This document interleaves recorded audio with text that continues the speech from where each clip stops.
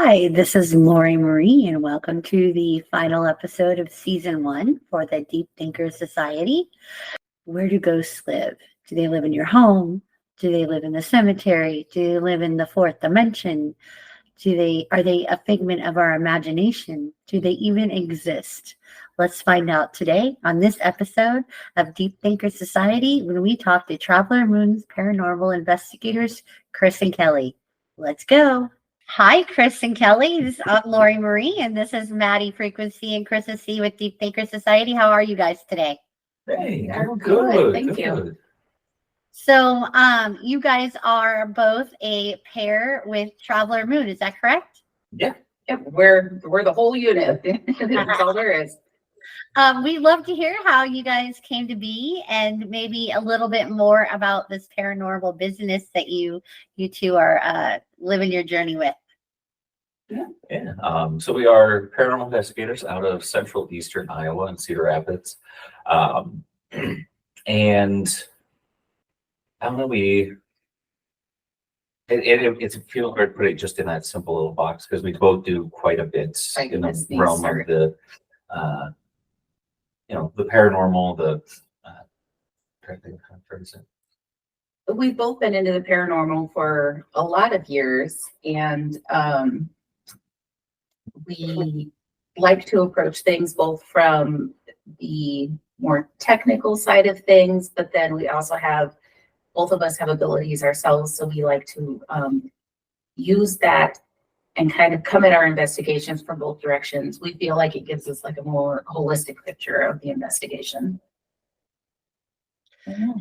So that means that you've have isolated experiences maybe from when you were younger, or like where did this stem from for you guys?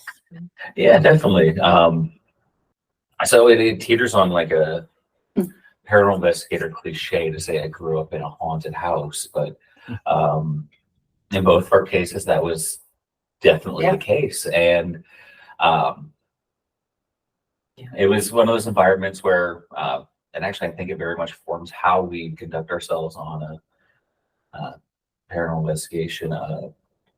It wasn't one of those like, oh crap, we have the ghost kind of settings in our household. It was very relaxed. It was a extension of the family we just couldn't see. You know, that corner over there, that's not scary.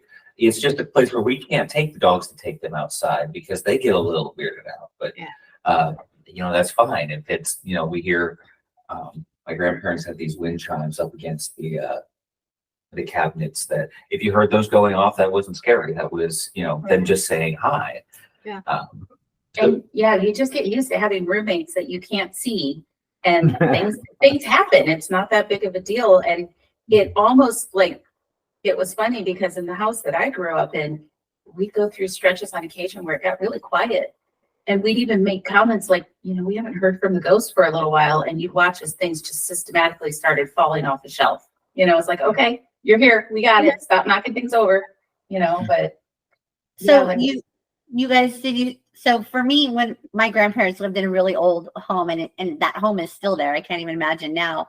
But when I would go to sleep on the couch, the hallway, when you look in the hall, it went to the bathroom. So I would see shadows go from one room into the bathroom, close the door, and then, I would creep, and like not look, and then they would never come out. And then like later it would go out of the other bedroom and into the bathroom, and then they'd never come out. And so did you have those types of like shadow people, or was it more of like apparitions or? My first So, like I said, growing up in that environment, that was just kind of one of those like weird things would happen, but you didn't really like. That's just kind of how that was. But my first personal, to me, experience was actually pretty, for myself at the time at least, quite terrifying. I was about 8 years old, and it was actually a full-bodied apparition. So I had it was my grandparents' house, and I had gone over quite early in the morning. It was like 4 a.m. or something like that. My dad works in law enforcement. He had been called in, so I got dropped off at grandma and grandpa's. And to go into their house, you can either keep going down the hallway, up the stairs that ran parallel, or you take a right into the living room, which is where I was sitting at the time. And I'm, spazzy little 8-year-old boy. I'm tossing and turning. I'm rolling over on the day bed, and I roll over, and from where I'm laying, I can see the bottom of the stairs. And there's this little boy. He's just sitting there, and he's hunkered down. He's looking at me. And in a lot of stories, you hear from paranormal investigators, and even a lot of my own, it's always very quick for some reason, right? It's like I saw it, and then it was gone. I don't know what happened. But unfortunately for 8-year-old Chris, this was not the case, because I see him the first time, and I'm like, oh, damn, that's not normal. So I do that universal protection of throwing a blanket over my head. Blanket. And it felt like forever, but it probably was only like 5 minutes or so. But I eventually, I get the courage to look back out, and he's actually still just sitting there. And thinking about it now, looking back at the situation, like that makes perfect sense, right? Like, oh my gosh, like it was this little boy. He saw another little boy. He's like, okay, cool, sweet, someone I can be friends with. I didn't share that mentality at the time, but yeah, that's how it started. It just very much snowballed from there. For me, it wasn't so much that I saw things very often. On occasion, we'd see a shadow here or there. My earliest memories of moving into the house where we had the unseen housemates is getting in trouble for what they would do, because we moved across town, and it was the very first time I had my own room. I was upstairs. I was by myself, didn't have to share a room, away from my parents, and like I was 10. So I still had a bedtime, and I'd be in bed, sound asleep, and my mother would yell up the stairs, Kelly, get your butt in bed. You have school tomorrow. I'm like, I'm in bed. And it was always stuff like that. Quit sliding those chairs on those hardwood floors. You're going to wreck it. I'm not. I haven't moved anything, And I mean, to the extent that one night, like my mom just swore she thought for sure I was lying, because it was so distinct, such distinct sounds, that she crept upstairs to try to fetch me awake, and I'm sound asleep in bed. So it wasn't ever, most of our stuff was sound. Most of it was sound for me, at least. Mom saw things, I know, but for me, it was mostly sounds. But like, I'd be sitting in my bedroom, and again, hardwood floors. If someone walked down the hallway, you could hear it. And like, I heard someone walk down my hallway. I could tell by the way that the board squeaked how much that person weighed. So I assumed it was my father. Gets outside my door, and I'm waiting for him to knock, thinking he's waiting to see if I'm awake. I'm a teenager, I think, at this point. And so I thought I'll save him the hassle. Like, Dad, I'm awake, nothing.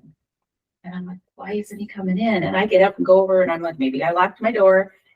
He's not there. Nobody's there. No footsteps going away from the door. So it's not like somebody snuck and decided to walk away. I'd heard him walk away. So it wasn't usually scary. And the things that did scare me, I would say, is more because of my age than anything else. I was young. Yeah.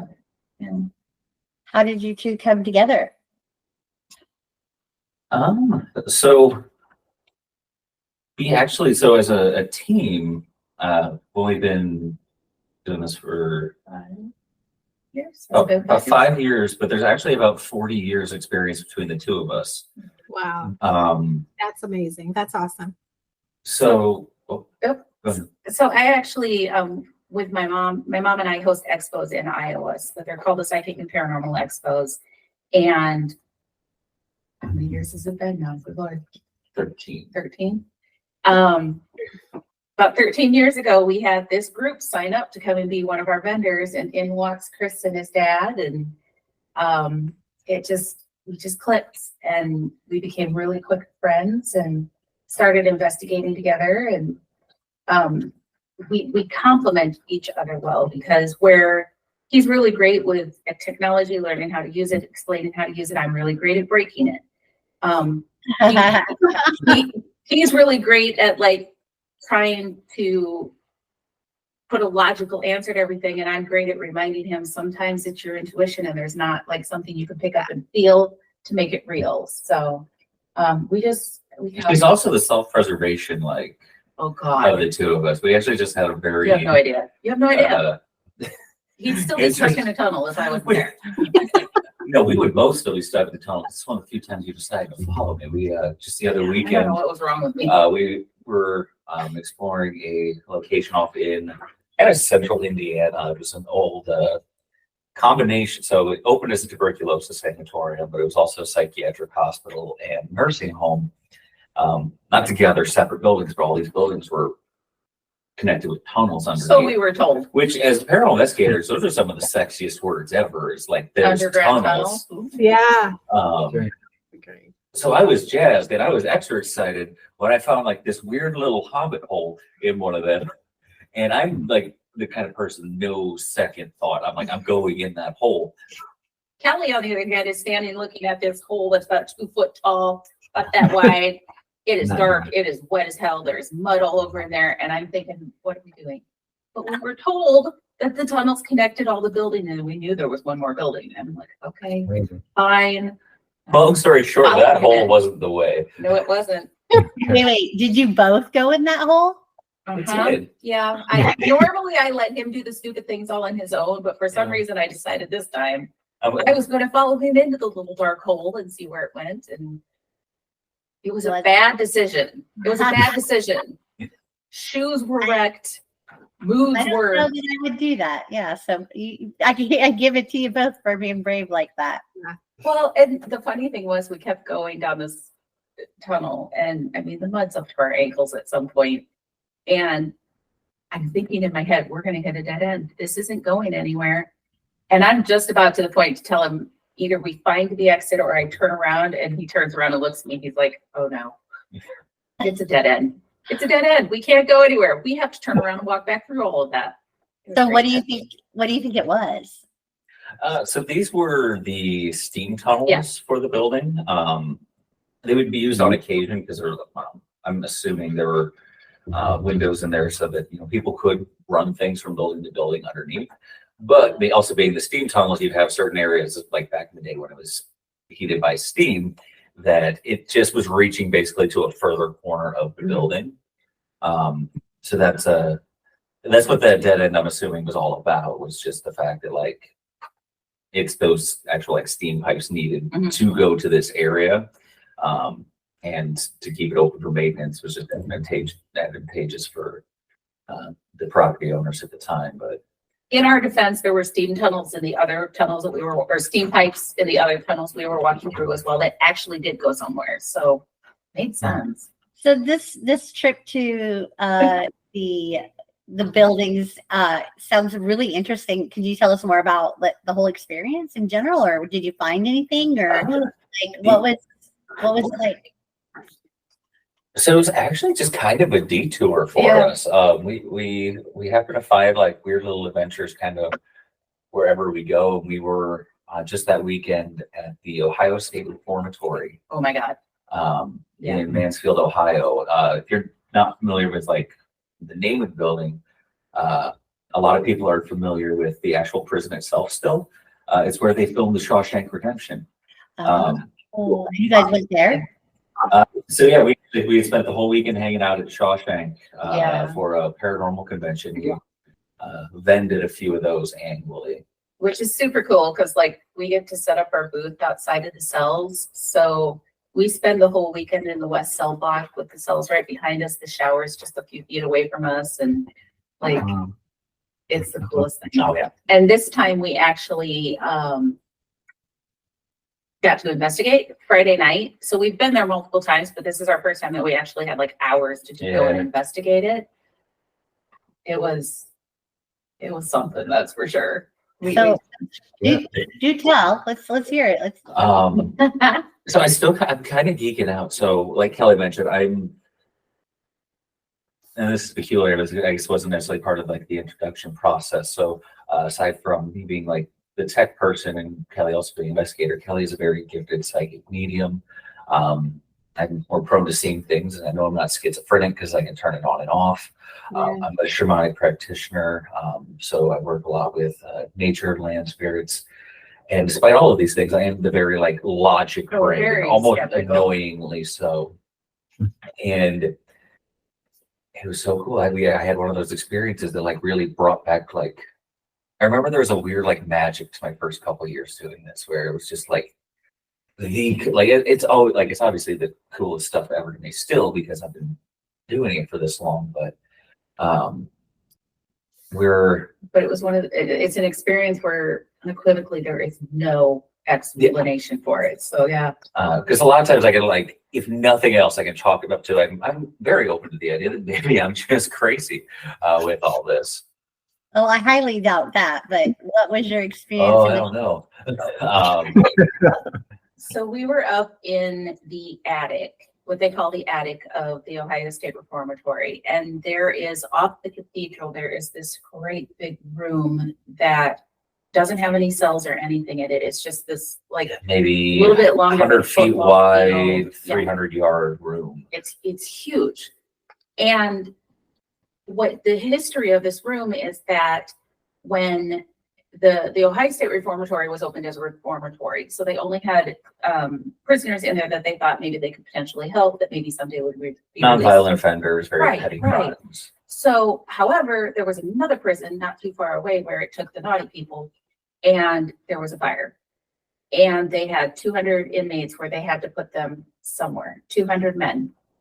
And so Ohio State Reformatory says, yeah, sure, we'll help out. Rather than intermingling these bigger offenders in with the people they're trying to reform, though, they thought, we're just going to take this great big room, we're going to shove them all in that room. No beds, no cells, or not beds. No No walls. cells, no walls, no locks, just other than the door into the room. They take them all, they put them into this room. The only Yeah. thing that shows that it's anything other Yeah. than an attic is at the very back of the room. There's like 4 or 5 shower stalls is all. Otherwise, it's this ginormous open room that was full of men at one point. Fantastic experiment in human behavior. And Right? although according to the like official records, there were no actual like real incidents there, no murders, anything like that. To talk to previous guards in the area, it was a different story. So Yeah. that kind of depends on who's, Definitely doesn't mean that there wasn't some abuse that ran in there. Yeah, But- all in all, you have that many men who are very high energy in general, Mhm. they're high energy, but intense from maybe whatever reason they're in jail for, in Yeah. a room together. You've got a ball of like something. Right. So, Right. so what was your psychic experience or your visual experience? actually it was very physical. So I'm kind of old school when it comes to my investigation techniques. I appreciate things more like putting flour down and looking for footprints or devices that, as minimal possible outside interference as possible. That's what's best for me. And one of my go-to techniques is I like hanging just glow sticks from fishing line, which in the world of paranormal investigating, that's also as cheap as you can get. I mean, yeah, We just went and dropped, couple bucks of dollars, a couple right? $100 on a REM pod EMF yeah. meter combo. But Which is really cool. uh, but this is $2. You can't hate on that. So about halfway down this huge room, there are these 2 cross beams that come in the form of an X in the middle of the room, and they met just about eye level with me. It's probably 5.5-ish feet off the ground, 6 feet off the ground. And I'm like, okay, well, this is a cool spot to hang a glow stick. Let's see what happens. So toss it over, tie it to the fishing line, and we're down on the far end now where the cells are. Where the showers are. Showers. And myself, Kelly, and a lady who was with us that evening, we start watching as this thing is going like this. And that sway starts happening. And this is the most obvious thing I've ever seen with this experiment in the 10 years I've been doing it. And we're all seeing this happen. But being logical, we're like, okay, what if there's a cross breeze? Is something making that move? We're not right there on top of it. Can you swing it the other direction? Start swinging the other direction. Oh my gosh. And Oh, it gets better. better, and then for me, worse. Okay, well, So we're in a prison. We're in a men's prison. the whole thing started because there was a comment made about a bodily features. So we were enticing them. Oh. Kids. You know, I Um, mean, Spirits Collaborate. you use what you got, ladies. I mean, I've done it. I've been on ghost tours and stuff, and I've had that same instance happen. So I get it. Yeah. Well, and that was the thing is when I was sitting there, the experiment was setting up. I moved in a certain way, I guess, and I hear psychically, "Oh, those are some boobs." Okay, well, if that's what gets you going, here we go. So long story short, my fiance is selling her body to dead guys. It worked. And she's like, I'll let you see a little more if you could do like more than just swing it a little bit. And all three of us watched this glow stick as it stopped swinging, went Straight up. at least What? 2 feet What? to the right, Where so that it was behind one of those cross beams, and and then very intentionally back to controlled. its starting Yeah. point. Oh, down. wow. And stop. Did you hold up your end of the bargain? I'm a woman of my words. And thank God the security cameras of Yeah. OSR were malfunctioning that evening. I didn't think about that aspect until we were leaving, and I was asking one of the guys, I'm like, "You guys have security cameras in that room?" Oh yeah, fantastic night Oh, vision yeah. cameras, 4K. Why? He's like, "It's clear by the door though." And I'm like, "Well, we were clear at the back of the room. It shouldn't pick up anything we're doing in the back of the room." He's like, "Oh no, it gets great vision." Sorry. It's all in the name of paranormal science. It's for science. Science. It's the science. But it was Which- it was the clearest thing though. I mean, like you're watching this lift feet straight up in the air, and I'm thinking somebody's screwing with us. Yeah, you turned on a light at one They've point. snuck into this room and they're thinking, look at these jackasses sitting there thinking that this is being done by a ghost as I pull the string up, you know? There's Yeah. nobody there. There's Isn't nobody it so there. funny? Isn't it so funny how we still second guess? Like you have between you two, you have 40 years. You know, I've been experiencing paranormal activity since I was a child in my grandmother's house. Things I've seen, things I've heard, and everything in my heart and soul tells me, yes, Carissa, it is the afterlife. It is a ghost. It is a spirit. It is this. Yes, you feel it. You know intuitively it is that. But I think just our human brain is just trying to just change it up on us, right? Like our human Logic it brain, out. yeah, our human brain is trying to logic it out, but our intuitiveness, our psychic medium abilities are like, no, Carissa, no, Kelly, no, Chris, you guys know that's real. You know, Yeah. you know that's real. And it's so funny because my experiences, I'm like, I will sit there and I will just try to reason everything when I'm like, Right? why are you doing this? You know Yeah. darn well these are your gifts. This is what you do, and you know that's true. Going back to what Chris was saying about his gift and thinking, I know I'm not bipolar. I have said the same exact thing to myself. I don't know how many times. Oh yeah. Oh yeah.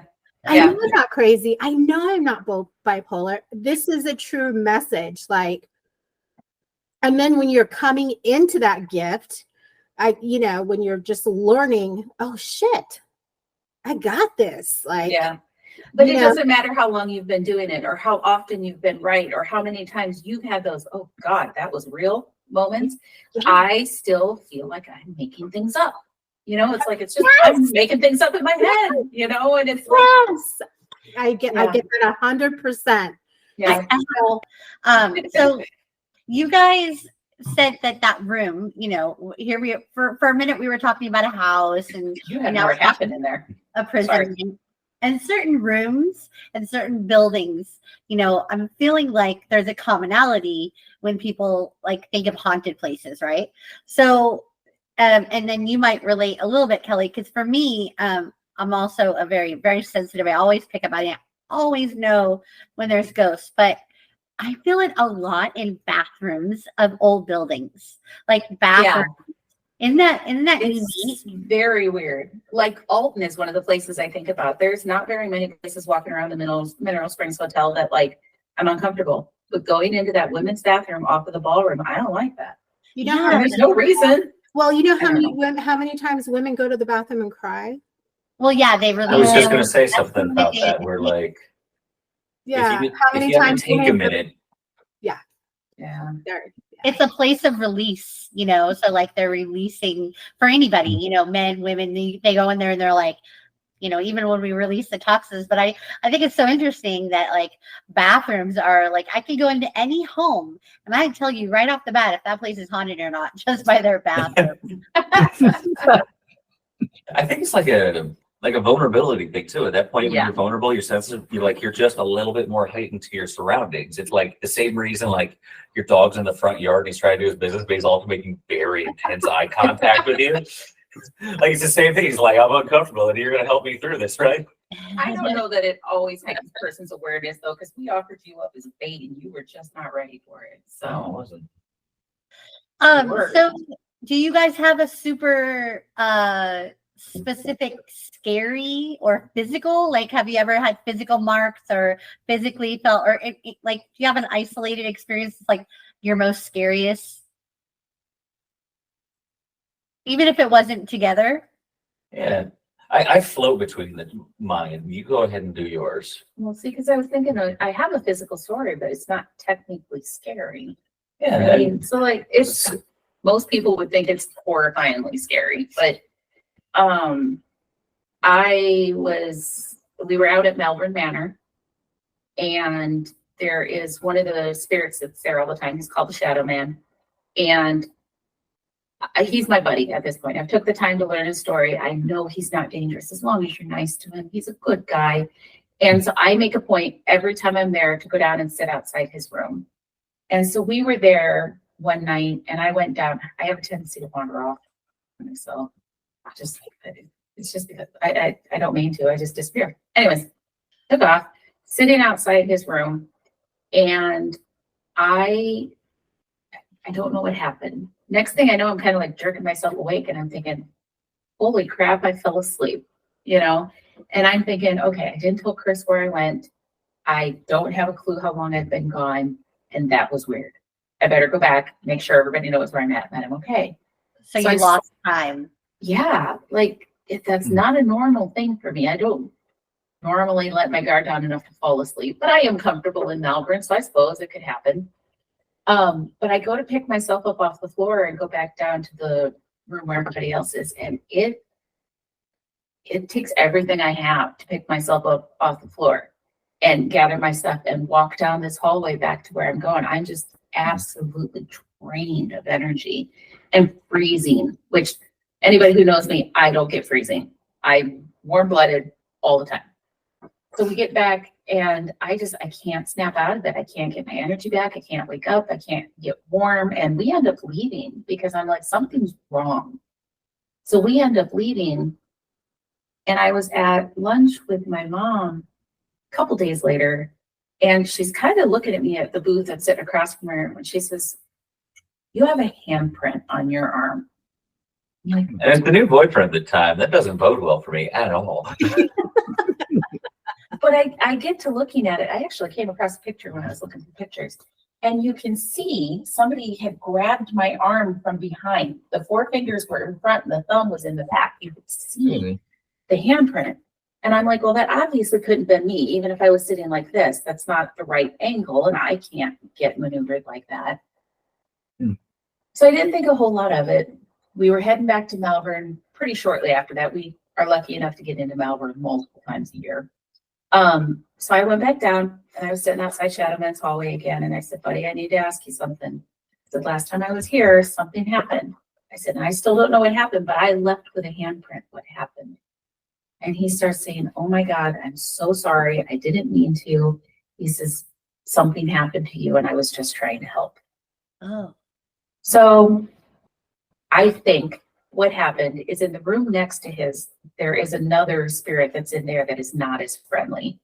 I can't even think what they call him. We just call him, the dizzy guy, because that's a very common phenomenon. Vertigo, dizziness, Yeah. sick to the stomach. He likes to play with people's energy. He likes to take people's energy. And I honestly think what happened is I let my guard down too much. I was too comfortable sitting there talking to him. I let my guard down and he saw his opening and he took it. And I think that that's what happened to me. And my friend is like, something's wrong with her. Wake up, wake up. And that's what snapped me out of it. But that's where the psychic abilities come in, because the communication I had with him was all psychically. so many people could have walked away from that situation going, I got attacked. I have a handprint on my arm. And the reality of the situation is he was helping me. That's where that handprint came from. He didn't know he is mentally challenged, but also spirits have a hard time controlling their own strength. He never meant to hurt me. But yeah, I ended up with a huge handprint on my arm heading out of there. So very physical experience, but it wasn't scary after we figured out what had happened, other than I'm more careful around Mr. Dizzy Man at this point. My story, I did actually get scared shitless. And this is like kind of compounded by the fact that this was my first, I guess maybe 3 years, like doing the investigation thing full time. So actually I started back when I was like 15. I've got a whole bunch of old Hans Holzer books. Who, if anybody doesn't know who that is, one of like the original paranormal investigators back in the 70s, or a parapsychologist. But I started getting a lot into his work, and I was like, okay, people are like actually looking into this stuff. This sounds like a scientific thing, not just like a weird thing I grew up with. And I, started going out, and some of it was like silly, like teenager stuff. I'd go to like the local cemeteries, or,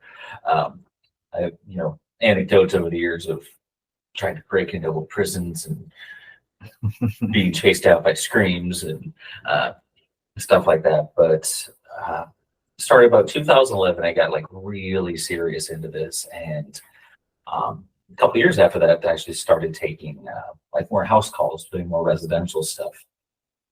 And it was the first like business that me and my team at the time had been called into. It's this old schoolhouse. It is now a bar out in the middle of nowhere, Illinois.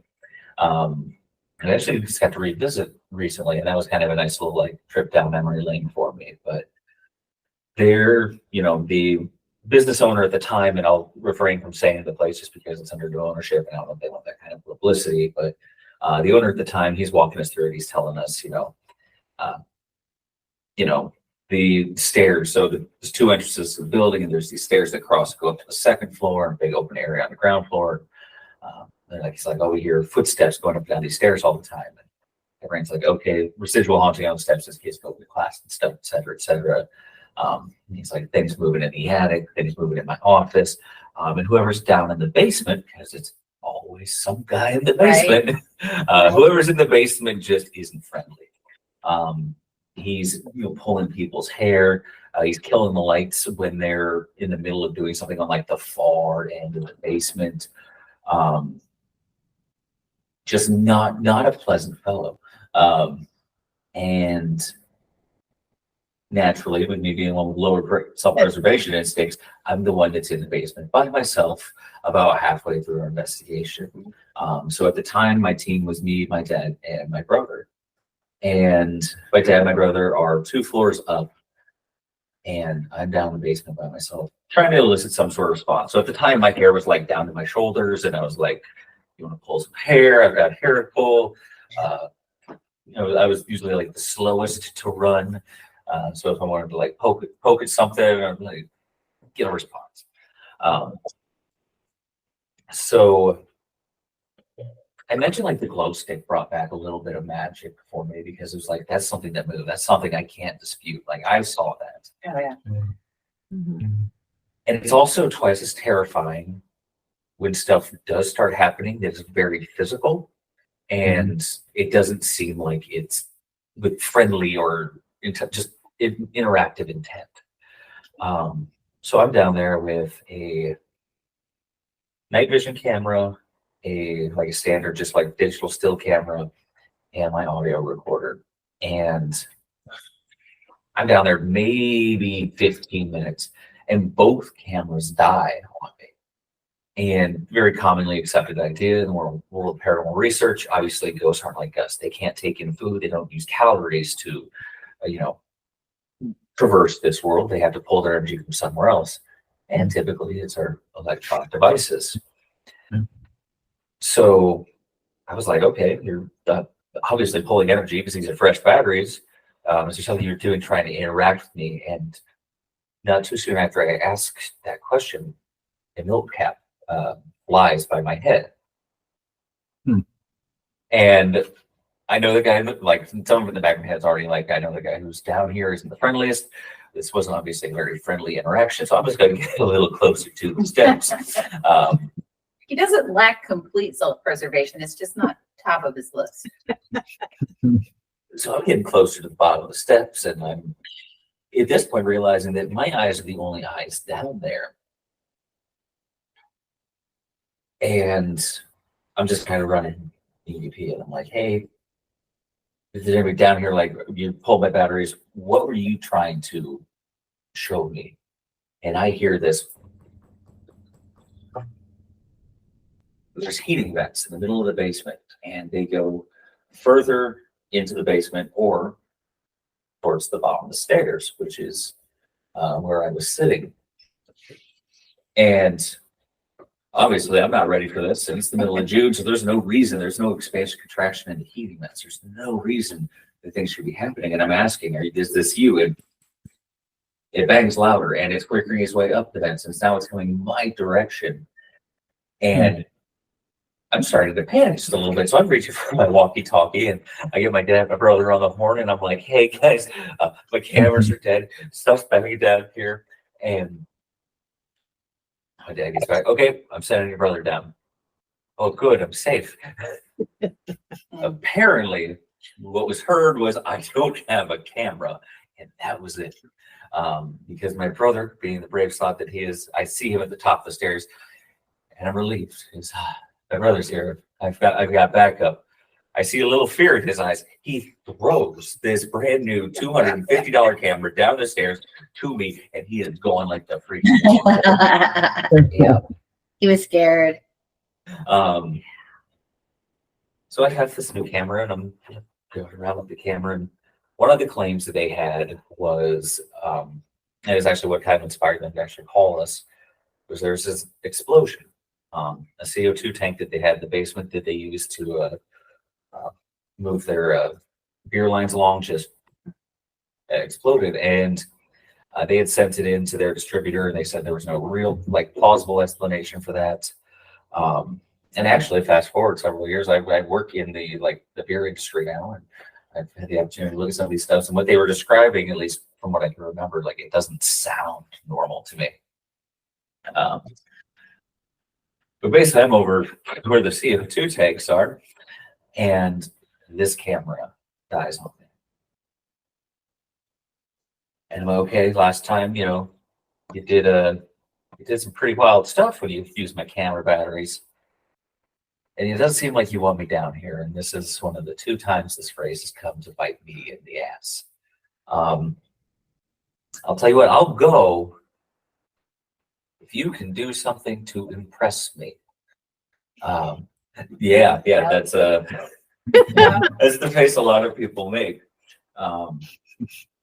So where I'm standing, I can see to the other side of the stairs, and there's this 2-handed push cart like a dolly. And it's got a little lean to it.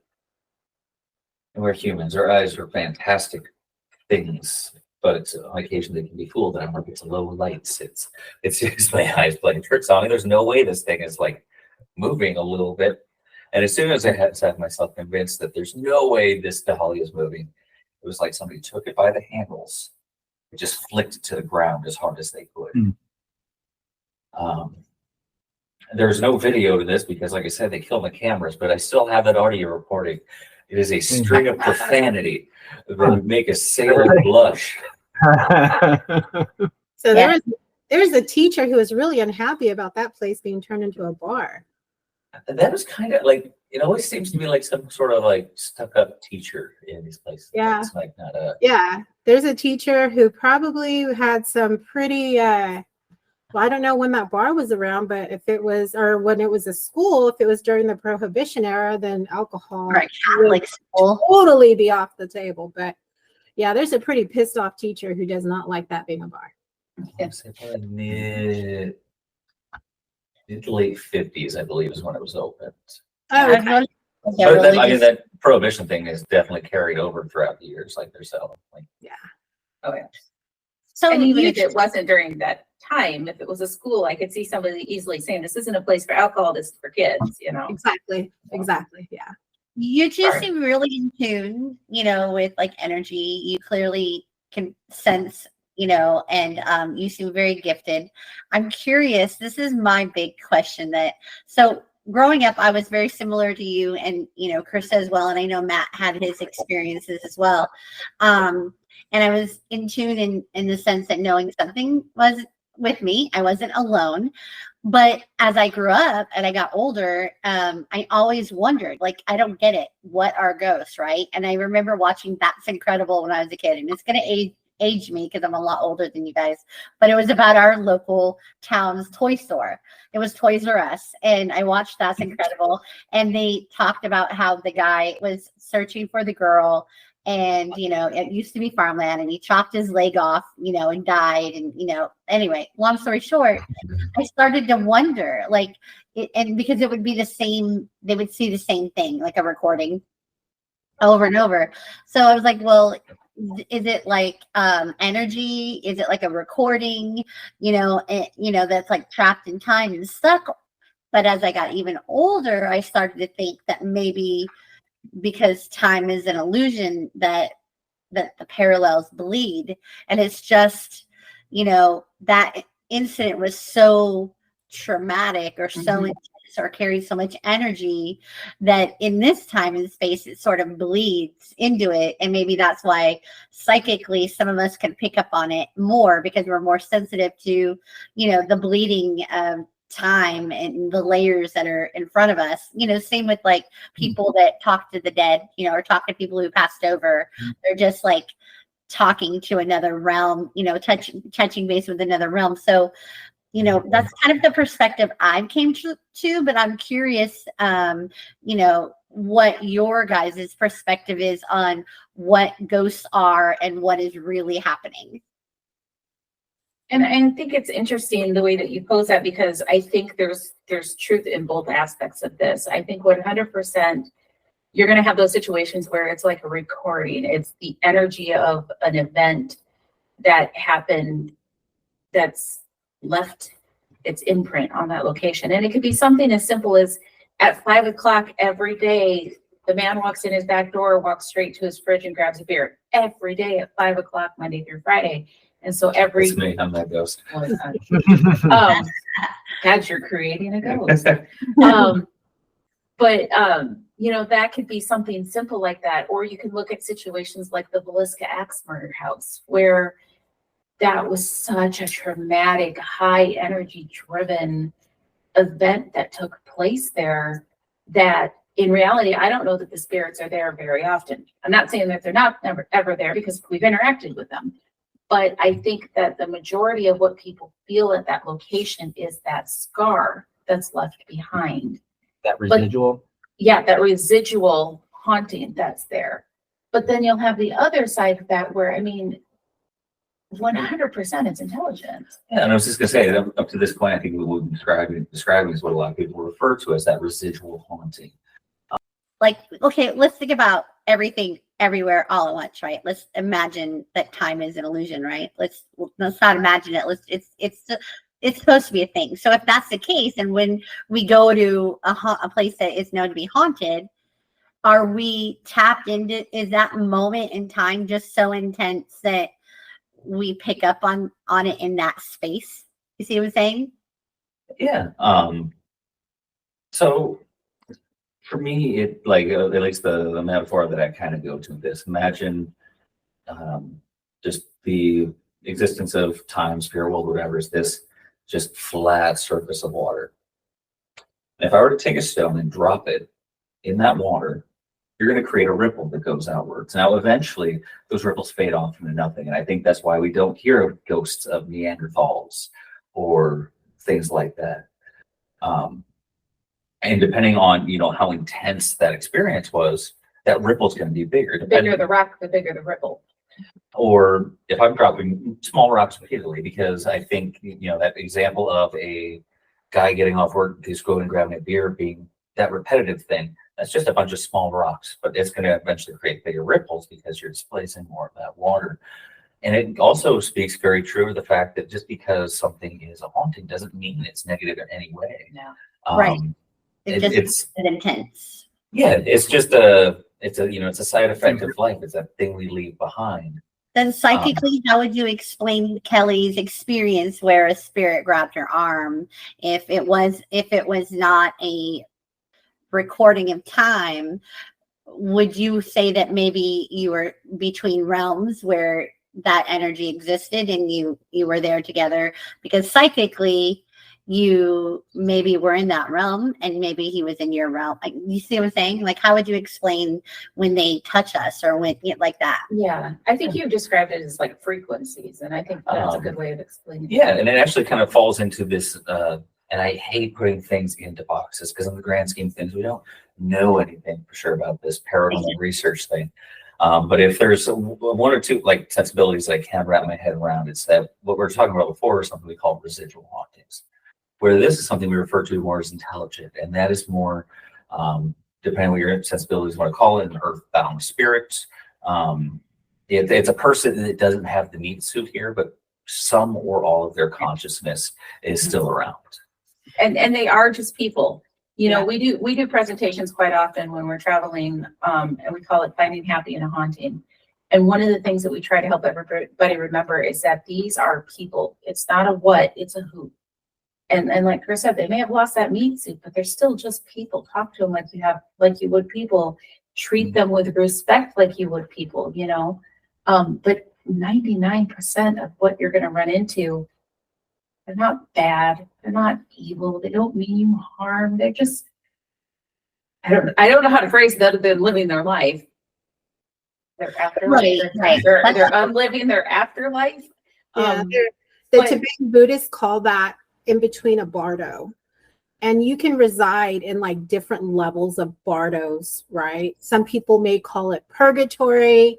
It just depends on the demographic that you're speaking to. But yeah, I definitely believe that earthbound spirits who may not know how to move on, you know, to the ethers, to the afterlife, what that may be. But for me personally, I feel like it is energy. And I love the fact that you said meat suit, because I've been saying meat suit for years, because that's essentially, yeah. We're not the only crazy It makes me feel good. But I want to as a matter of fact, on our website, one of my blogs, I specifically refer to meat suits. Like, yeah, love that you said that. But this is all it is. You know, I'm going to potentially ruin it for you though, because I hadn't considered this. We were doing a presentation. I said meat suit, and then somebody said like Lady Gaga in 2012, and now I feel like I need to find a new phrase. Oh no, Lady Gaga used meat suit. Oh, Yeah, she ruined it. I had no idea. Here we thought we were being like cool and special, but. Well, you know. So I saw your guys' TikTok, one of that you have pinned, and it was really interesting to me. It was your Ouija board TikTok. Oh yeah. So yeah. I love when I it. was young, and I mean young, I was driving, so I was 18 at least. I was late for work. I lost my keys, and me and my friends had made our own Ouija board out of like cardboard and like a clear plastic case with a little piece of paper that made a circle so you can see what letter. And I was like, I can't find my keys. And I went in my room and I'm like, I'm going to try it. Right. And it said the word orange and it said the word wood, and it kept saying it over and over. And I got mad. I was like, you know what? Screw this. I'm going to be late for work. I don't like being late. So I threw it down, pissed off at it. I walked out into the living room. I went to the wooden shelf and grabbed my keys with the orange keychain off of it and walked to the door, and I said, oh, because that's where I always put them. I always put them in the same place. And I was like, that's the wooden shelf, and this is my keys with the orange keychain. And I was like, wow, you know. But your guys' TikTok with the light up I love Ouija boards. Cool. Yeah. To the audience a little bit about how that works. That is 100% a Chris creation. He had a little bit of spare I time. had some rare free time and extra wood in the garage. I don't cope with boredom. Oh yeah, that. So yeah, basically it's everybody goes to a Ouija board because it does like I intentionally gave that aesthetic because it just looks nice. It looks really cool. But I also compare it a lot to like seen Stranger Things, the blinky Christmas lights over the letters, a lot closer to that. So the lights are actually each individually basically a very sensitive vibration sensor or a cat toy. The other cat toys is what they actually are, because no piece of like very few pieces of technology that uses paranormal investigators were meant for this process. But we've been using them for quite a while just for that very sensitive vibration sensor, because we ask, can you touch something, can you move something? Something like that, it's very small. We're probably not going to notice that unless, you know, we're already hyper fixated on it. Or these is just a nice, good visual cue. So you would ask out loud and then wait for it to light the letters up. Is that what would happen?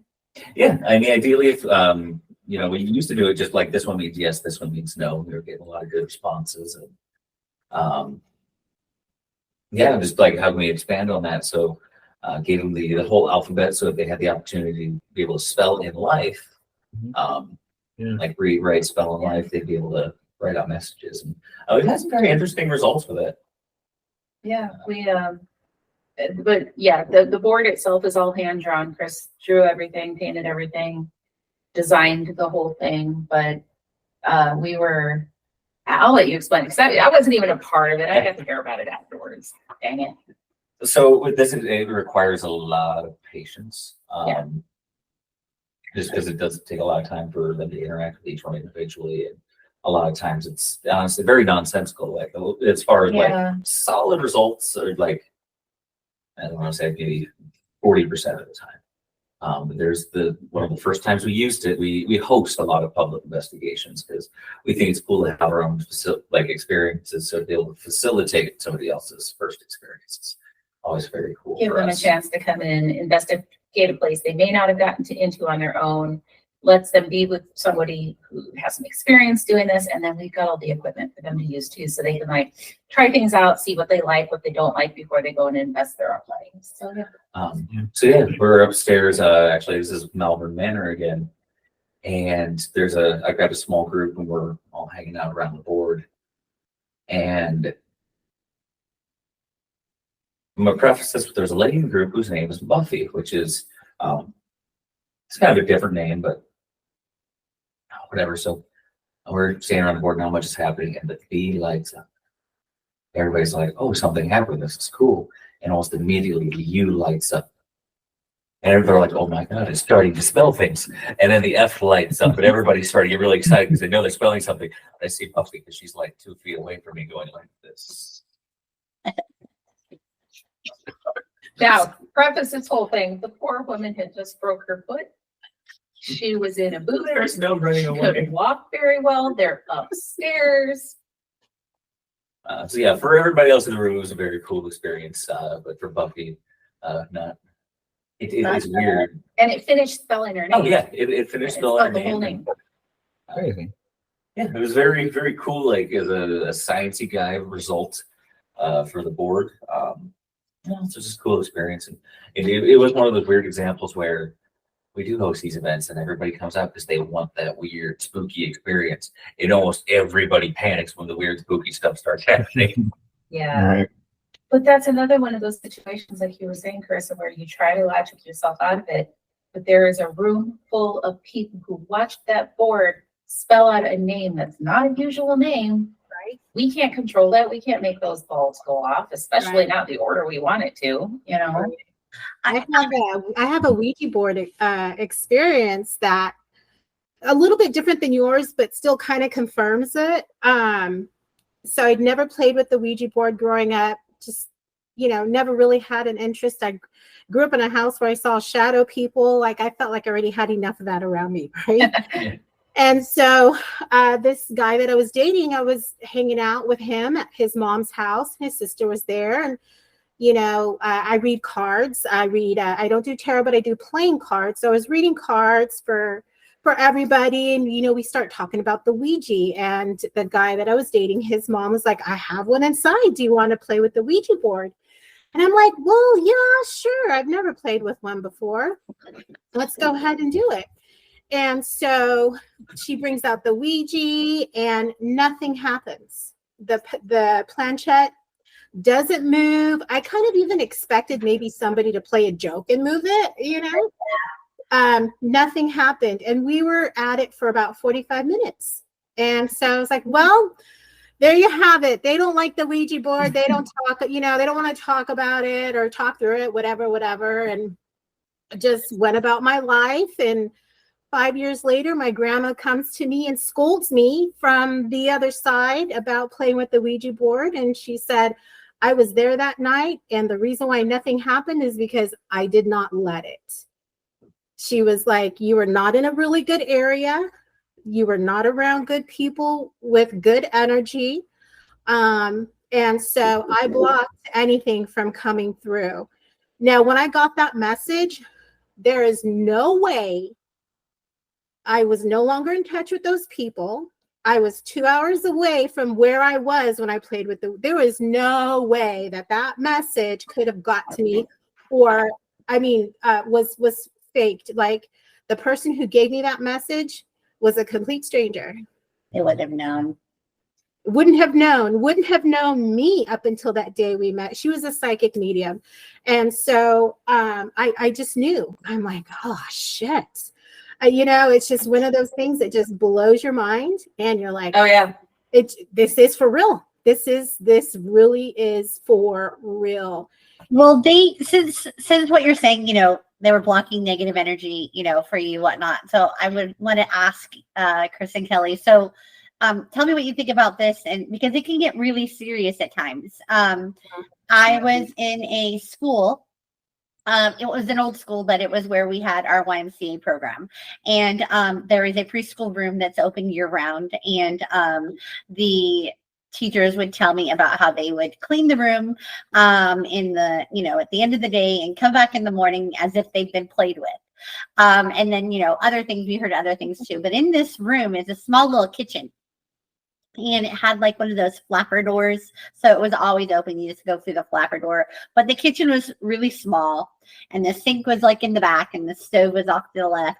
And somebody new was there. And I was in the kitchen getting ready to boil water because we were going to do tie-dye. And so my friend comes in and I start telling him the stories that I've heard that go on at the school. And while I'm standing there facing the flapper door telling the story, I hadn't done anything yet. And I realized I'm talking too much, which I do. We all know I talk too much. And I was like, I got to get back to work.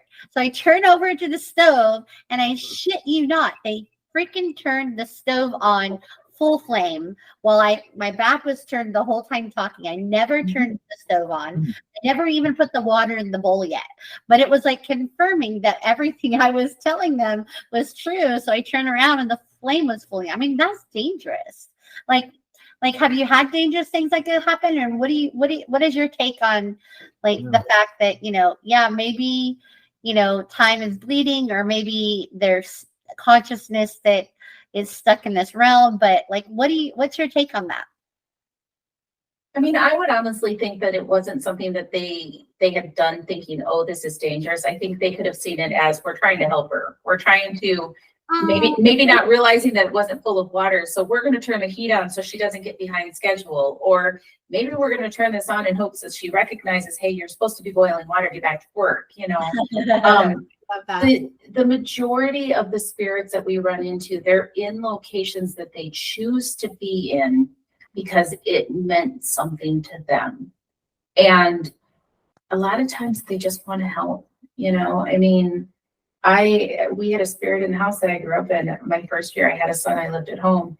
They'd tuck him in at night, and it was just a helpful thing. I don't think most of the time they're out to hurt you, even the ones that are ornery. I mean, if we're approaching this from the idea that this spirits may interact with our just people at the end of the day. At the grand scheme of things, how many genuinely actually what you would describe as an evil person have you met in your life? And unfortunately, we all have the misfortune of meeting an a-hole or two, throughout this little path we call life. But in the grand scheme of things, our human experience is, generally speaking, a good one. It's, you're trying to be the best person you can be, surrounded by people trying to be the best person they can be. And I think that's just something that doesn't necessarily stop when, the body expires. It's, they're still just kind of doing them. And, we have our own, negative qualities. Sometimes those are what comes through, and that's not good. But as a general rule, people are good. So in the grand scheme of things, the spirits we interact with, they're going to be good. Love that perspective. That just got me right here. And I guess I was thinking, like, when she was sharing the story, why would they have turned that on? It made me think of Rebecca. So our friend Rebecca Williamson owns this quaint little haunted location wedding venue. It's another place you can't market as creepy. Yeah. It's called Cambry House and Farm. It's in Nauvoo, Illinois, and it's just this adorable little house. But she's told us, and it's happened to other people when they're with her, that she'll be coming up to the door with her arms just full of stuff, thinking, I'm never going to get this door open, and the door unlocks and opens and swings open for her. And we've seen other things where somebody's or heard stories where they see their kid walking towards the back door, and you see the door just swing shut so the kid can't go out. I mean, it's simple little things that they're doing to try to help us out. Now, always?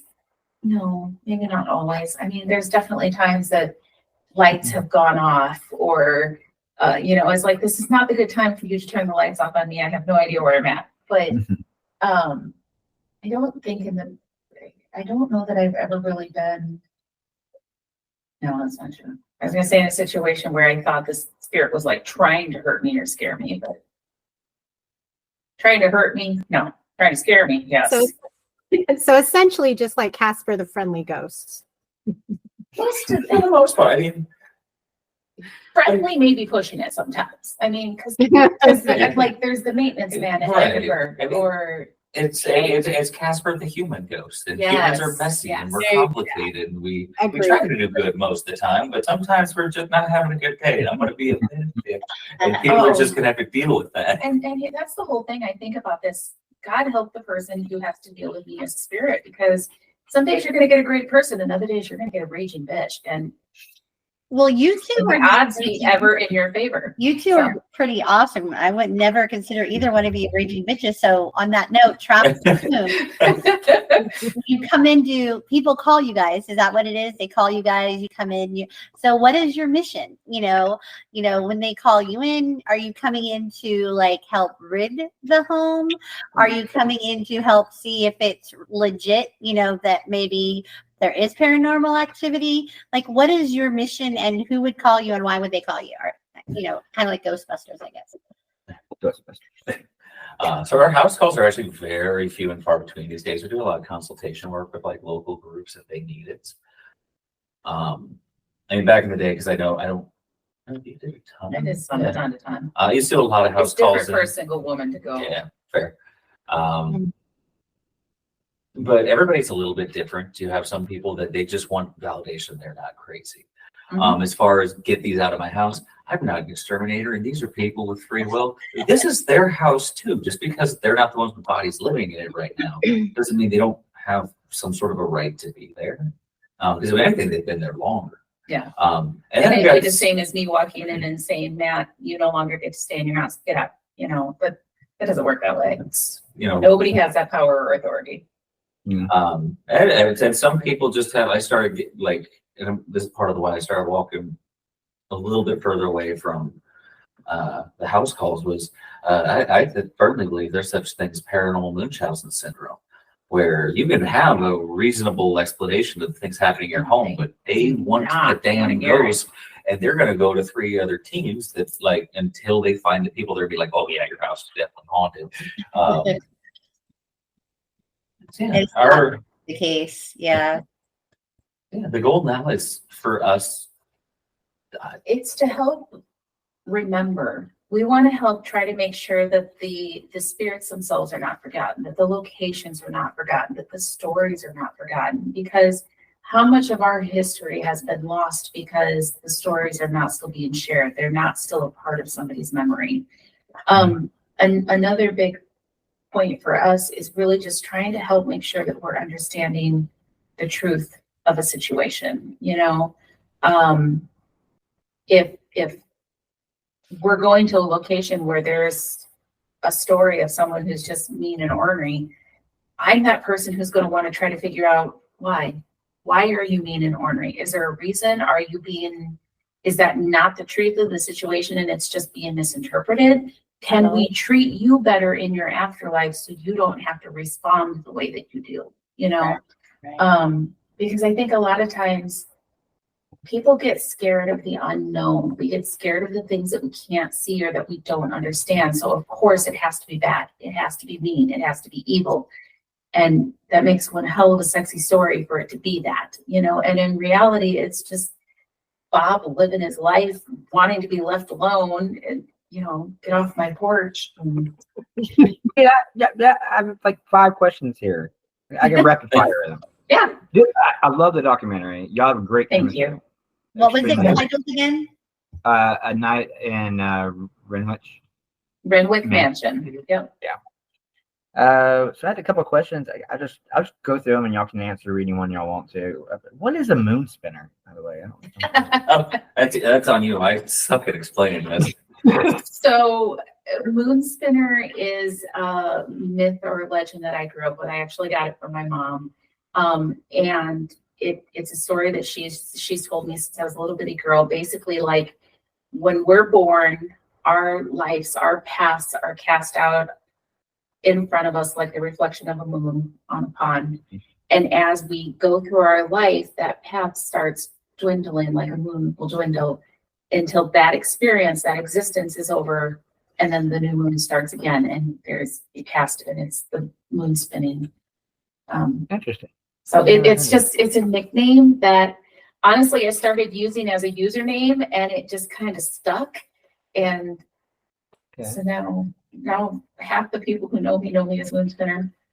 Cool. I love it. I wanted to touch on ITC. That's all you. Go for it. Yeah, so ITC is a paranormal investigation technique that stands for Instrumental Trans Communication. And if anybody who watches like any of the ghost hunting shows, any paranormal content, those are your spirit boxes. Those random noise generators that on occasion we think maybe ghosts talk through. And they're, I would argue, kind of divisive in the paranormal community. They are definitely the most exciting thing to have with you because on the times that they are perceived to work, it is easily one of the most exciting things because like this is as close as we can have to being a person without abilities to having like a real-time conversation. And it's with instant the other gratification. It's not watching 160 Yeah. hours worth of footage. Instant gratification, that's honestly the biggest part of it. How does it work? So, because I didn't get an opportunity to watch your documentary yet. Yeah. So what is So there's a few different I guess methods to making an ITC device work. The first was like the original spirit box. There's a lot of like local legend, local folklore of where I heard spirit's voice coming through the radio. Mhm. And this is kind of expansion on that. So the original spirit box, the model is called the SB7.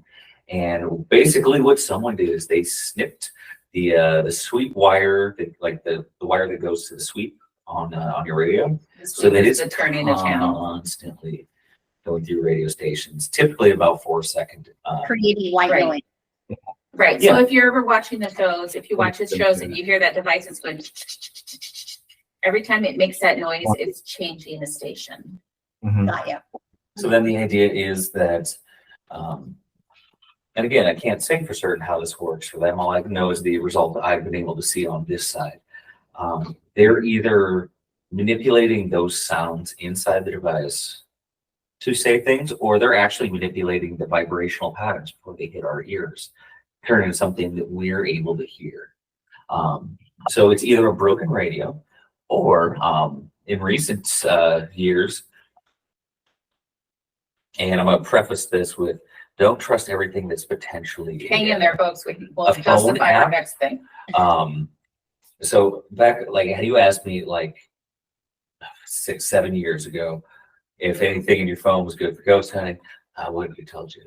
So, because Yeah. back in the day, it was just Ghost Radar. These were apps that were literally designed for teenagers to scare themselves. Yep. And 95% of what's out there, sorry, is still for entertainment still is. purposes only. That being said, there are some cool people out there that are trying to, make a little headway. And so, for example, we use a couple developed by a guy named Keith Weldon. I want to say Sacramento or San Francisco, somewhere out in Cali. There, somewhere warm. He basically, instead of a broken radio, he's taking a randomizer algorithm and sound banks full of phone names. And Phonetic sounds. so not necessarily the words hello Kelly, but the enunciation of the letter oh. And obviously nothing is mathematically impossible, but the odds of that reply. Right. Because in order for it to even get something as simple as hello, there's multiple phonetic sounds that have been put together to form that word. So if you guys do ever watch like the documentary or our lives or anything, you'll notice we tend to kind of shy away from like the little one word, one syllable answers. We're looking for things that have more syllables, that they have to say more than one word. And you probably mean more than Chris. You'll watch me start asking a question that I know is going to be a yes or no, and I rephrase it so it's not a yes or no. It's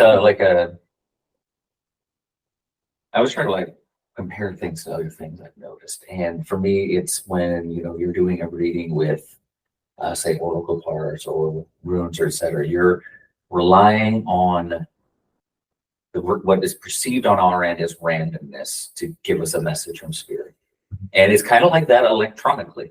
But the problem with it, it's amazing, and we've had amazing results. But like with everything else, there is that human bias, that human influence that can be put in there as well.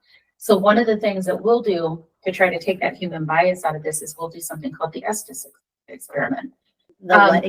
Estes method. Estes method. Yeah, it came out of Estes Park, Colorado, so it was just kind of okay. adopted that name. So what it is basically it's taking one of the people and depriving them of their normal senses and removing the bias. So luckily, it's normally Chris that has that happen.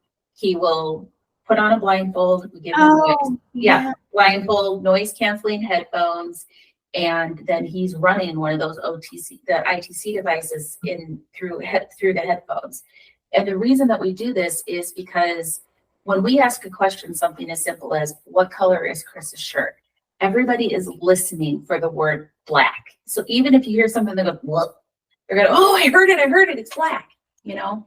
We're taking that bias out of there because now I'm asking the questions. Chris can't hear what the questions are. So if I say, what color is Chris's shirt? And he says black, now we know that we're really getting that communication back.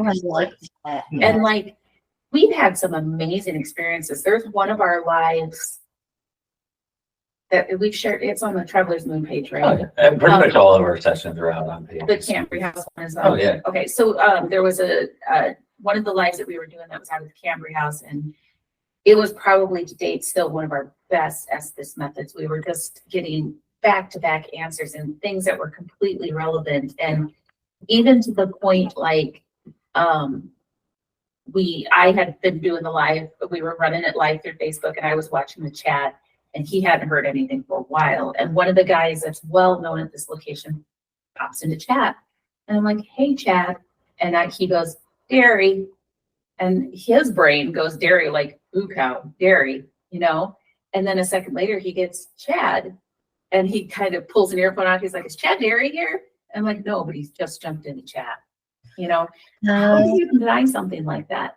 Was that the same night, though, that you got the little flicky flick? That was cool. That was during Estes. Yeah. So during that same session, and this is where you can cross from everything happening all together. I mean, he's sitting on the bed and we're filming it, and he has a hoodie or something on that's got strings hanging from it. And he's sitting there and he's leaning forward a little bit, so they're dangling. And clear as day, you can see somebody, it looked like somebody came out and went like that, and that thing goes whew, and drops back down. Like, Somebody hit it. Something hit it. And the interesting part of that is there's a spirit at this location. Her name is Eglantine. She's a little 9-year-old girl who passed away, not at the house, but she is buried on the location. She loves anything that swings. Like, I'll make sure to have my pendulum when we go there because she just loves anything that swings. I'm positive it was her. And I came up and went, ooh, this swings. So, No. yeah. I It have was one last one. And I don't know if anything like this happened to you guys, so I want to know what you think, because some of the things you said kind of have answered my question on this already. So when I was a teenager in high school, I had an editorial column in my newspaper, my school newspaper, and my friend and I had always heard about the ghost in D Hall, right? And we have Sonnet Troll, where it could detect it going through all the rooms, and they have alarms where they picked it up going from one room, all the classrooms. And then another one was where a Coke machine was moved across the bathroom to the other side of the bathrooms, and they were like, this is odd. So they were moving it back. And as they were moving it back, they seen, a spirit walk by the other side of the room. So we decided we're going to investigate prior to our school being there. And it was all cherry fields. It was farmland. And so my friend and I did like the backstory, and we were digging really deep into it and enjoying the process, but we were digging deep. And I don't know if we were getting close to something or what, but I went home on my break one day. I was supposed to have a meeting with the family because across the street, behind the liquor store at the time, there was a tree that belonged to that family, and all of the ashes had been put into that tree over the years. And so I went home. I was taking a nap, because us teenagers sleep too much, and I was dreaming about everything, but I had sleep paralysis. I couldn't wake up. I couldn't, like, I could hear my phone ringing and I was trying to grab it and I couldn't grab it. And then when I finally pulled out of it, well, while I was in it, I could see a shining light, like in my face, so to speak. But when I finally pulled out of it, I woke up and it was just the light from my window coming through the shades. But I was so scared because of that paralysis in my dream that I'd never had before. And we were so deep into the story, I feel like something was keeping me away from it. So I refused to write any more about the story because, I felt like we were maybe investigating and digging too deep. And my friend in turn ended up making it into a parody, like the ghost in D Hall, and made jokes and, out of it. So like, what is your take on something of that nature? Do you think that maybe there are times that maybe spirits, give you a sign of that nature? Or has anything like that ever happened to you? Like, what do you think about that? So I get conflicted because I do feel like when we sleep, we are in a kind of a thin place psychically. We're more open to receiving messages, etc.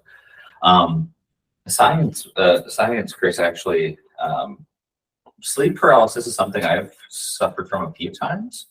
And it is it's a human condition. It's something that our brains do. And it's when wires get crossed just a little bit and the lines between sleep and awake gets a little too blurry. I feel terrible for my mother because I was a medical mess for fair amounts of my life. Like, I contracted West Nile, I had encephalitis, and my brain got swollen. I had staph infection, almost lost my left arm, and there was one point in my life where I had a narcolepsy diagnosis. Grew out of that, which isn't normal for narcolepsy. So it was some 4-letter acronym, but basically it mimicked narcolepsy. Exactly. So I got very familiar with actually the science of sleep study. And I think if we take messages as messages, that's what they were supposed to be, was a message of sorts. But I also am aware of the fact that sleep paralysis is something that, can affect a solid portion of the American population. So I always get conflicted with Well, I like had that, never 'cause had it since. That was the only time I had ever had it. So I thought that was unique. I could be wrong. No, and I mean, it's very possible it happened, but I think that when you're getting sleepy, like Chris was saying, is a perfect time for them to start interacting with you, because like Carissa was saying, it's when our logic gets out of the way. Our brain doesn't say, hey, this can't possibly be real. But like that made me think between all these stories, to go back to Renwick. I was spending the night at Renwick one night, and I was there all by myself, and I'm up in so the thing about Renwick, that not every location I would do that. No way. There's some locations I won't sleep in just because they don't stop talking and it's too loud. But Renwick is not like that. Mr. Renwick, who's the senior William, very, very proper, very Wild Bill, although they call him Wild Bill, he wasn't all that wild. He burst his bubble, but they're very, I mean, it's almost like a very protective feeling when I'm there. It's a family thing. I'm their guest. But like, so I was there by myself. I had to be up super early the next morning and taken off from a town hour and a half away from me. So I'm like, hey, can I stay at the mansion? They're like, sure. So I'm in Wild Bill's room though. And so I may be brave, but I'm not stupid. The hallway light's still on, right? And it's an old house, so there's about that much of a crack below the door. And as I'm laying in his room, I can see with my eyes, see the shadow back and forth across the bottom of the door. And there's an ability comes up. I know it's Wild Bill, and he's out there pacing, trying to decide if he should come into his room or not. And I'm like, dude, it's your room. If you want to come in, come in. But if you're not going to come in, stop pacing. You're scaring the shit out of me. Knock it off, you know? And I'm like, it's your room. Come in if you want to. I don't care. Well, he never came in, but the pacing stopped. So it's like, I think sometimes, and if you have paralysis, probably can't. But when we do get in situations where we're scared, I think a lot of times we need to remember it's as simple as saying, hey, you're scaring me. Can you stop? You know, because it would be the same as if I'm doing something that's making Lori uncomfortable. If she looked at me and said, I'm uncomfortable, knock it off, I'd stop because I'm human. They're human. They're going to stop if they're making us uncomfortable most of the time. Yeah, I definitely think it was just a sign, you know, maybe you don't need to go any further, or, you know, so I agree. Yeah. Probably didn't need to be as scared. I did want to mention, I posted a little while ago, we tried doing live audience so that we could get people to, you know, ask questions and interact with our guests, but we changed our service. We're with Google Meets right now. So I posted it on TikTok if anybody had any questions, and somebody just responded and they had a question for you. So I wanted to validate that. Yeah. Regina Kramer asks, coming from someone who's been sensitive since I was a child and who now clears homes, so she goes in and, you know, sages and clears homes, curious how you guys feel when there is a good or bad entity that they are investigating for trying to clear. For me, I feel heat. I know some people feel goosebumps. How do you know when you're dealing with a certain entity? Like, what signs, I guess she's asking, do you get? I think where, you know, every person is different. I think their presentation and whatever ethereal form they have is going to be a little bit different. So, for example, I know of a lot of people that like, they claim like, oh, I smelled my grandma's perfume. Right. If trying to think of any like particular, like for me, my and this is one of those, like, it really requires a little bit of technology, but if I like, especially the circumstances, right, if I hear the Styxes come sail away, I know that's my shamanic teacher trying to reach out to me. So I think it just very much depends on the person and how they, you know. And what is it for you when you sense it? Well, you said you do shaman work, so I'm curious. Do you? It's for me. Like I said, everybody's different, so every spiritual interaction is going to be a little different. I've had some spiritual. Oh, so you mean like the entities you experience make you feel? Okay, I get what you're saying. Yeah. There's always like being someone who sees things. I'm like, if I am catching things out of the corner of my eye, or my eyes being drawn to a particular area for no reason, that's something I'm going to follow. But I try to stay as open as possible. I'm not just going to assume every time I get goosebumps it's something paranormal, because that's also just a sign of your parasympathetic nervous system kicking on. I can't take that as a sign. every time. That makes sense. And I think a lot of it has to do with, think of how you interact with people. You can walk up to a person, you go, ooh, it's got great energy. You make me happy. I want to be around you. And there's other people you walk up to and you're like, ooh, I can't get out of this room quick enough, Yeah. And it's people, these are people, they just don't have their meat suits. And I think that a lot of times it's what kind of vibe are they giving? How are they interacting with you? What words might they be saying? Are they responding quickly and friendly to your equipment, or are they pushing things over? I mean, I can't even think of situations where they're responding negatively all that much, because it doesn't happen that often that we have that negative response. But I've had spirits make me feel both warm and cold, and they weren't good or bad. It's not like I can go, oh, it's heat, so it's always bad, or oh, it's cold, it's always good. I've had it go. I think the biggest takeaway from you two is today is the fact that what you just said about how they're real people. So I think my biggest takeaway, and it helps me reflect on, all the fear I had growing up, because I was really scared. I think really what was happening, and maybe it's happening to others, is what Chris was saying about the sense you get, is sometimes it could be your own. So really you're becoming aware of that sensitivity to other realms or other, energies that you can't see with your eyes always, or that just feel different than, somebody in the same room with you. And if we could change our perspective and maybe not be scared and understand the fact that, all realms exist at the same time, same place. And when we walk, they might physically be in front of us, or they might not physically see them in front of us, but they're still there. And we look at it, like you said, Kelly, where we approach the energy like people, like we would anybody else, or even animals, maybe, Yeah, exactly. Didn't have that fear, and maybe we would be able to genuinely sense it in a whole new way. So I think that I'm going to take that with me today, because when I go into the bathrooms and I said I don't want to be scared, I think I'm going to try to feel it a little differently.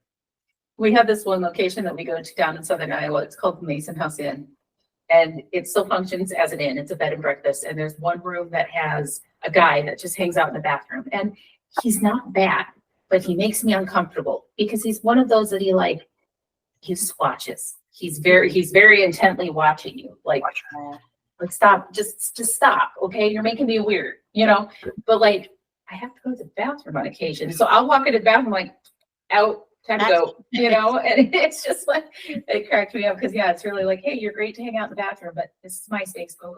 So, that's awesome. Yeah, it's the majority of the time they're just people, and we try to remind people, talk to them like they're people too, because I think about how weird it must be if I'm hanging out in a location and someone's finally there to talk to me, and they get in my face and go, "What is your name?" I'm gonna back up and go, "Well, it sure as hell isn't screaming," It's like, hello, is this thing on? Hello. Yeah, it's like. So we try to have conversations with them that's just like, hey, I'm Kelly, what's your name? And just talk to them like normal people. And it's like, yeah, God help, if you ever come watch us in person, don't sit in the front row, because I will use you as examples. And well, it's funny watching you in person, because I see that you guys do go other places, and I'm headed to New Orleans this weekend. Yeah, it's my favorite place. So I was thinking about you guys, and we've had this conversation with Carissa in New Orleans and some of her experiences. And so actually, who knows, maybe I'll go into a bathroom in New Orleans that feels a little there's definitely some history in those bathrooms. There's a lot of haunted here too. Carissa, yeah.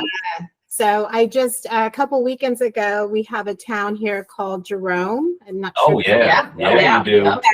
So I got to stay at the Jerome Grand. Please. Exactly, I got to stay at the Jerome Grand, and I got 2 rooms, 31 and 33.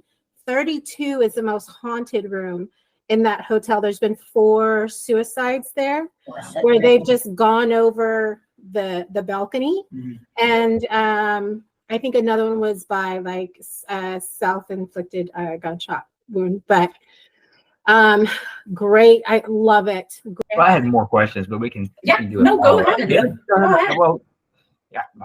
Is Bigfoot interdimensional? He is, right? Bigfoot's interdimensional. I got It's the only so. way he exists. But I am very open. I've personally never had a Bigfoot experience, so I'm going to remain skeptical until then. But my dad grew up he didn't grow up, but he lived for quite a while outside of Boise, Idaho, and he's had experiences, and I trust his word. And I'm having a harder time with the Aper theory because we had to have found something by now, right? Yeah, that's So, the part I struggle with. is that we haven't found Interdimensional, anything. like I've heard somebody say, only- like where aliens send, like this is basically their jail. So like how Britain would send people to Australia or the state of Georgia here in the States, like that's what they do to aliens. And like Yeah. But now, they send them here. They send aliens here, like for jail. yeah, and that's why we can't find bodies, because once they die, they send them back up. And what's the coolest thing about that whole thing is that if that's the case, if these are aliens, we're getting visited by freaking Wookiees, and I am the most excited person ever. Well, then, like Matt said, it is interdimensional because they'll walk in, they'll be here for a minute, and walk back out. Yeah, I like the theory too, though, that maybe it's like the spirits of a Neanderthal. Like it's that It is like a very brief, like the words escaping me, not reflection. The Ghost? yeah, I just gone. It's gone. But yeah, like what if it's just a Neanderthal that we're seeing that video play back over and over? But how freaking cool is it? Side note, if you guys ever want to guess that can do cryptid stuff, that's absolutely fascinating. Nash Hoover. He's Say that again. phenomenal. Nash Hoover. Okay. He is a cryptid guy. You guys just do a lot of very ghosty stuff these Fascinating. days. Yeah, but he's fascinating to listen to. Like we've had him on when we used to do our podcast. We have him on as guest multiple times, and I just sit there like, tell me this, tell me this, tell me this. No, isn't it so fascinaning? I Oh, love oh, cryptids. I love, hearing about like the Wendigo. Being in Arizona, we hear a lot about skinwalkers. And then also, Maddie, if you've heard this, I think it's called the Georgia Goblin. Georgia Goblin? No. Is it a Georgia Goblin or something goblin? There's like some kind of goblin that hangs out through Appalachia. But I just don't remember. Do you know what I'm talking about? I've heard the girls talk about that. Yeah, Oh, it's a goblin that it's in I in don't the know anything about Appalachia it. stuff. Yeah, it is the most interesting thing. It may not be Georgia Goblin. I probably have the I've state heard wrong. Misty and Ashley talk about it. I but think. that's one of those weird instances of like, The Mothman prophecies. I heard that's pretty Mm-hmm. freaking scary. Yeah. Have you guys read the documentary on that one? I can't get her to go to West Point, West Virginia, because she doesn't like bridges. No. Oh, I have a deathly fear of bridges. Like it's bad. It's Yeah. bad. And like what's that? fly there. Well, yeah, but still there's a bridge that fell down and people died and they were trapped under the water. I get that. No, I Just- can't. I don't know if I could do the energy of the location. Very honestly, that's part of the thing with the Mothman location is like, I don't know how I would react to that energy based on the level of fear that I have of bridges and being trapped underwater. Yeah, And it's not that I'm scared of water. I love water. I swim. I love boats. I'm not scared of water. I'm being scared of trapped underwater. in Yes, bridges me For too. whatever reason. But Drowned in another life. yeah, and that's what I think. And I think maybe more than once too, because like witches drowning pools have this weird love-hate draw for me. Like we went and saw one, except the cat. I'm hoping that. We went to Mackinac Island and you've got this cute little quaint vacation island that people go and it's so unique. It's a witch's drowning pool. Who knew? Wow. Who knew? But we went and saw it and that was a weird experience because like I don't normally provoke or get mad, but like I'm sitting on the edge of this tide pool where they drown in the witches. I just get mad and I'm like, what are you gonna do? You gonna drown me? Or you might have just been picking up on the intensity of the Yeah. anger. Oh, definitely. And he's actually put together this map, which is kind of fascinating. Like he started like color coding to show where there's been reports of cryptids and where there's been reports of hauntings and like seeing these little pockets of stuff. So we're kind of, I say, Oh, yeah, I it's- haven't done anything. We are doing the research. And it's actually just specifically the state of Iowa right now. It's a collective effort. I'm here to say, good job, babe. There you go. There you go. Proud of you. He is by far our memory person. Yeah. I have another one. Let's see.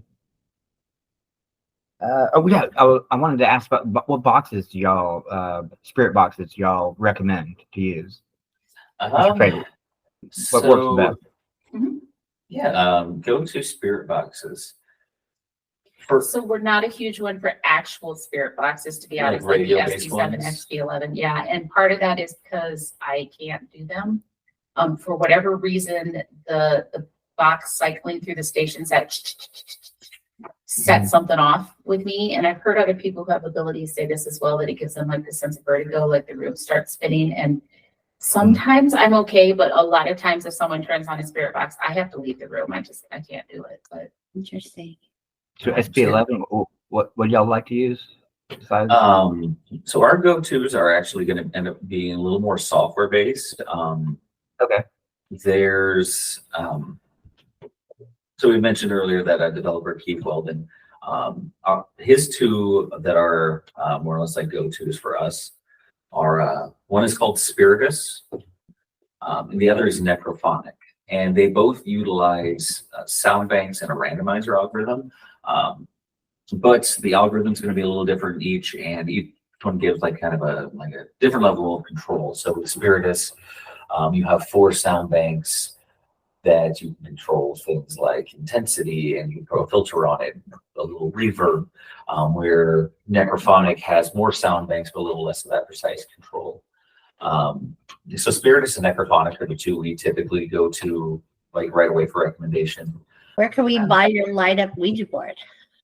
So that one is like just a kind of a one-off. I don't know, like we talked about doing just simple like yes, no boards, but we're finding just even from a practical investigator standpoint, running around with a 3-foot by 4-foot piece of wood everywhere is not practical. yeah. We hadn't ever seen a board like that prior to the one that Chris made. I mean, And I'm starting to think there's a it reason. was one of a kind, and now we're figuring out why. It's great to take it with us, but it's definitely cumbersome. But it's super cool, so we still take it.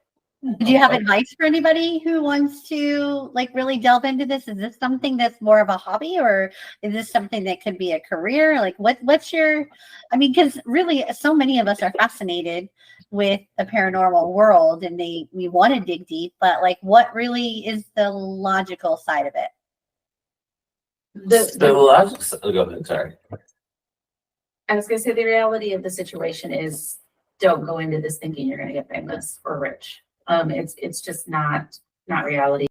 You notice the people that do turn, like I shouldn't say the people that do turn into careers or anymore. The people that are getting famous doing this are the paranormal YouTubers, and those are the types of people that I would say 80% of them are not doing necessarily what we do. So for pretty much everybody, this is just like I don't want to go to hobby because I spend just as much time at this. If not, I spend more time doing this than my actual job. It's a passion. So yeah, it's kind of a calling in life. And I mean, if you have that, you're going to find your way down it regardless. But anybody like curious to do it as a hobby, I mean, by all means, take those two. What are red flags? What are some red flags if they're not legit? They're just kind of. If they guarantee something. If they promise you're going to have an experience or see a ghost. Overuse of the word demon. Or evil, really demon, attack. 40 years between us. No demons, no attacks. You know. Do you have your own ghosts in your home, or do you guys like scout the house out before you live there? So the house was actually, I lived here before we got together. So the house was actually mine first. And I guess I didn't even realize I had done it, but I must have put some sort of force field around the house. I've never had anything happen here in the house. But we were sitting on the love seat one night watching TV. And I see Chris just keep glancing over our shoulder, which is where the front door is. We're on split level. And I'm like, what are you looking at? And he's like, well, there's people out there. I'm like, oh God. And I start getting up and like, no, they're not real people. I mean, they're not like fleshy people. I'm like, oh, what are they doing out there? Well, they know they can't come in. Mhm. Oh, okay. Good. This is my house. This is my space. Well, thank you guys so much. This has been super enjoying, and I'm fully Thanks for having us. yeah. We're definitely gonna spread your word out there, and hopefully more people will watch your lives. And I know I'm gonna be watching it, and you'll be on my mind all weekend long. Awesome. Yeah. So many cool Enjoy places. New Orleans. Oh my gosh. Yeah, I think I got my butt pinched by not a person, because everybody was sitting down and I turned around, there was nobody close to me. And I'm waiting for a drink and just feel a pinch in my butt, and thought of some random drunkard, right? It's New Orleans Mardi Gras. Yeah, somebody was flirting with you. Mardi Gras just happened, and I'm like, okay, all Good right. times. We definitely need to get you guys out here to Arizona. How can people find you guys? Share your link, share your info, because I'm sure that people are going to want to look you up and watch some of your videos. And Yeah, so you find us pretty much anywhere online at Travelers Moon Para. So that's going to be our handles for like Instagram, Facebook, TikTok. Just look up Travelers Moon on YouTube. That's probably where to find us. But if That's you where just you go can find our documentary. and maybe some other stuff coming up in the future. Cool. oh, there's a plan. Yeah. Is this a spoiler alert? It's to keep an eye out kind of thing. We got some stuff in the works. Yeah. Yeah, if you just go to our website, travelersmoonpara.com, that's going to get you links to all the websites and the events we might be hosting, our upcoming calendars.